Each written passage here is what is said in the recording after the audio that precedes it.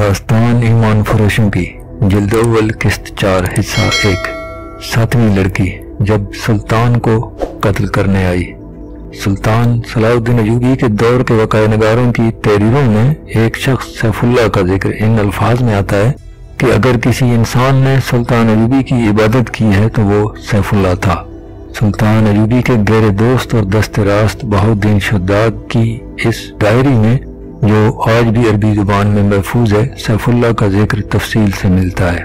ये शख्स जिसका नाम किसी बाकायदा तारीख में नहीं मिलता, सलाहुद्दीन अयूबी की वफात के बाद 17 साल जिंदा रहा।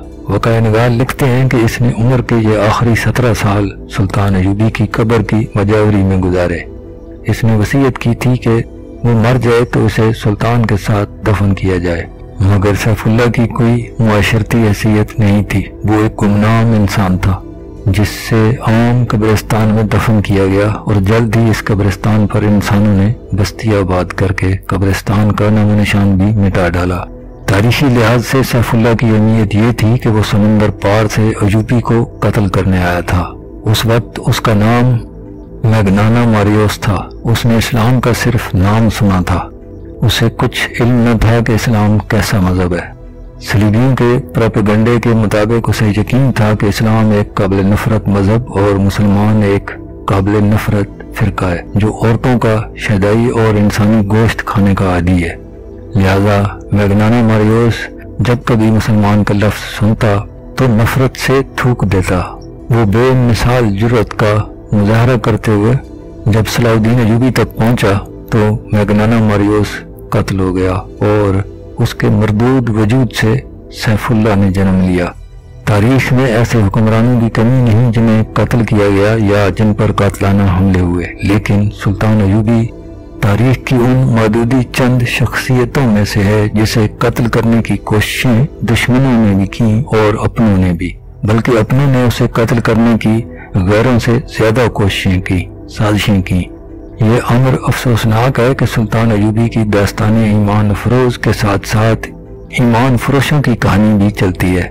इसीलिए सुल्तान सलाहुद्दीन अयूबी ने बारहा कहा था, तारीख इस्लाम वो वक्त जल्दी देखेगी जब मुसलमान रहेंगे तो मुसलमान ही लेकिन अपना ईमान बेच डालेंगे और सलीबी उन पर हुकूमत करेंगे। आज हम वो वक्त देख रहे हैं। सैफुल्लाह की कहानी उस वक्त शुरू होती है जब सुल्तान अयूबी ने सलीबियों का मुतहदा बेड़ा बहर रूम में नजर आबो आतिश किया था। उनके कुछ बहरी जहाज बचकर निकल गए थे। सुल्तान अयूबी बहर रूम के साहिल पर अपनी फौज के साथ मौजूद रहा और समंदर में से जिंदा निकलने वाले सलीबियों को गिरफ्तार कर रहा था। उनमें 7 लड़कियां भी थीं जिनका तफसीली जिक्र पीछे गुजर चुका है। मिस्र में सुल्तान के शुदानी सिपाह ने बगावत कर दी जिसे सुल्तान ने दबा लिया। उसे सुल्तान जंगी की भेजी हुई कुमक भी मिल गई। वो अब सलीबियों के अज़ाइम को ख़त्म करने के मंसूबे बनाने लगा। बहरा रूम के पार रूम शहर के मदाफात में सलीबी सरबराहों की कॉन्फ्रेंस हो रही थी। इनमें शाह अगस्टस था, शाह रिमांड और शहनशाह हफ्तम का भाई रॉबर्ट भी। इस कॉन्फ्रेंस में सबसे ज्यादा कहर गजब में आया हुआ एक शख्स था जिसका नाम इमेलरिक था। वो सलीबियों के उस मुतहदा बेड़े का कमांडर था जो मिस्र में फौजकशी के लिए गया था, मगर सलाहुद्दीन अयूबी उन पर नागहानी आफत की तरह ऐसे टूटा कि उस बेड़े के एक भी सिपाही को मिस्र के साहिल पर कदम न रखने दिया। मिस्र के साहिल पर जो सलीबी पहुंचे वो सुल्तान अयूबी के हाथ में जंगी कैदी थे। सलीबियों की कॉन्फ्रेंस में इमेलरिक के होंठ कांप रहे थे। उसका बेड़ा गर्क हुए 15 दिन गुजर गए थे। वो 15वें दिन इटली के साहिल पर पहुंचा था। सुल्तान अयूबी के आतिशी तीर अंदाजों ने उसके जहाज के बादबान और मस्तूल जला डाले थे। ये तो उसकी खुशकिस्मती थी कि उसके मलाहों और सिपाहियों ने आग पर काबू पा लिया था और वो जहाज को बचा ले गए थे, मगर बादबानों के बगैर जहाज समंदर पर डोलता रहा। फिर तूफान आ गया। उसके बचने की कोई सूरत नहीं रही थी। बहुत से बचे कचे जहाज और किश्तियां इस तूफान में गर्क हो गई थी। ये एक मौजज़ा था कि इमेलरिक का जहाज डोलता भटकता वो डूब कर उभरता इटली के साहिल से जा लगा। इसमें उसके मलाहों का भी कमाल शामिल था। उन्होंने चप्पुओं के जोर पर जहाज को काबू में रखा था। साहिल पर पहुंचते ही उसने उन तमाम मलाहों और सिपाहियों को बेदरेग इनाम दिया था। सलीबी सरबराह वहीं उसके मुंतजिर थे। वो इस पर गौर करना चाहते थे कि उन्हें धोखा किसने दिया है। जाहिर है कि शक सूडानी सालार नादी पर ही हो सकता था। اسی کے خط کے مطابق انہوں نے حملے کے لیے بیڑا روانہ کیا تھا، مگر ان کے ساتھ ناجی کا تحریری رابطہ پہلے بھی موجود تھا۔ انہوں نے ناجی کے اس خط کی تحریر پہلے 2 خطوں سے ملائی تو انہیں شک نہ ہوا کہ یہ کوئی گڑبڑ ہے۔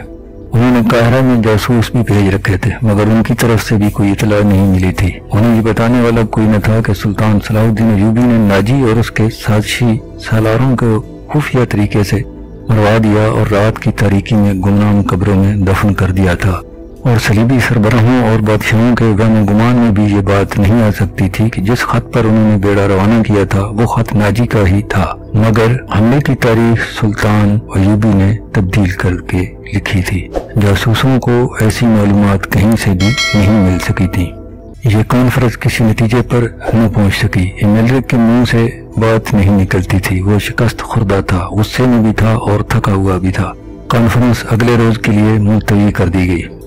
رات کے وقت یہ تمام سربراہ شکست کا غم شراب میں ڈبو رہے تھے۔ ایک آدمی اس محفل میں آیا، اسے صرف ریمان جانتا تھا۔ وہ ریمان کا قابل اعتماد جاسوس تھا۔ وہ حملے کی شام مصر کے ساحل پر اترا تھا۔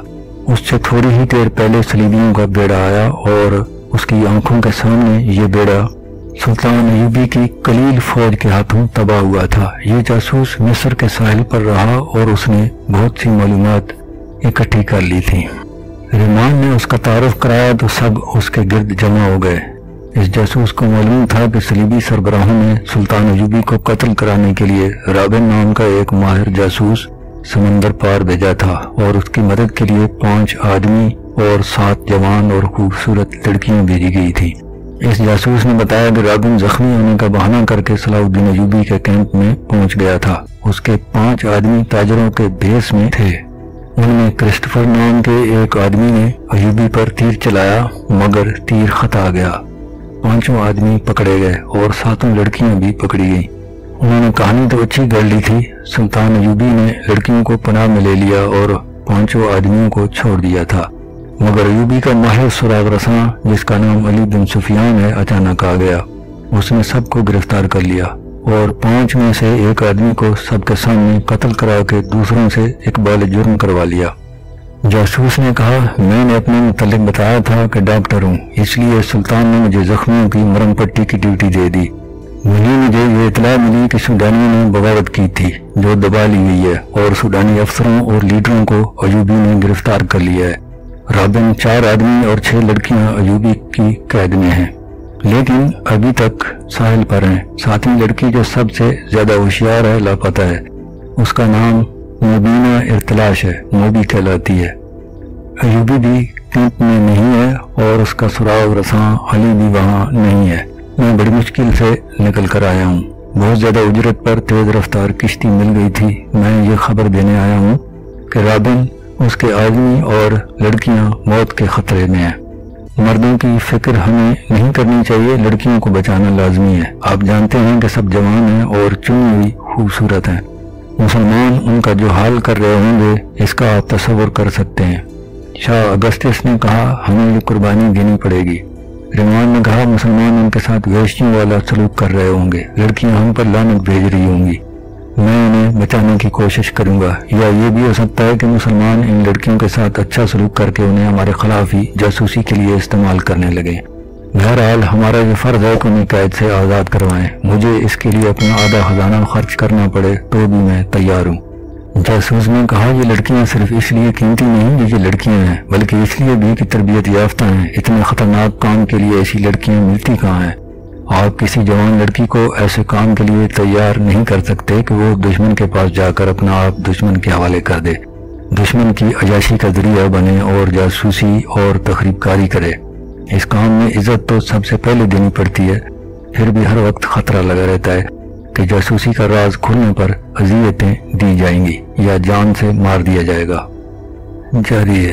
اور ویڈیو دیکھنے والوں سے درخواست ہے کہ اکثر لوگ جو یہ ویڈیوز دیکھنے والے ہیں انہوں نے ایک تو چینل سبسکرائب نہیں کر رکھا، وہ سبسکرائب کر لیں اور ویڈیو کو لائک کر کے کوئی چھوٹا موٹا کمنٹ کر دیا کریں۔